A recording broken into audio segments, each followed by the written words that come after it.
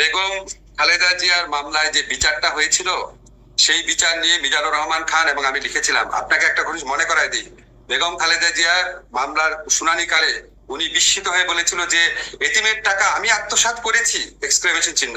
সেটাকে বিচারক লিখেছেন উনি এতিমের টাকা আত্মসাৎ করে নিজের মুখে স্বীকার করেছেন। আপনি চিন্তা করতে পারেন এই ধরনের বিচার হয়েছে ওনার ক্ষেত্রে।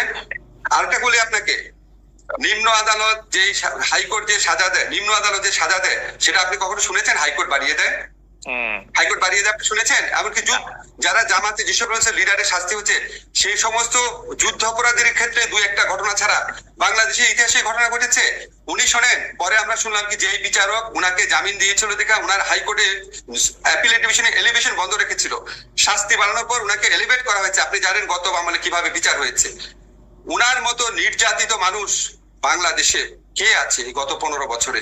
যারা মারা গেছে উনাদের কথা বাদ দিয়ে আমি জীবিত যারা পলিটিক্যাল লিডার আছে, আমি তো মনে করি উনার প্রতি, উনি যে এত বছর জেলে ছিল, উনার প্রতি চরম অবিচার করা হয়েছে। আমি সিদ্ধান্ত নিয়ে প্রশ্ন তুলছি না, আমি মানে প্রক্রিয়াটা নিয়ে।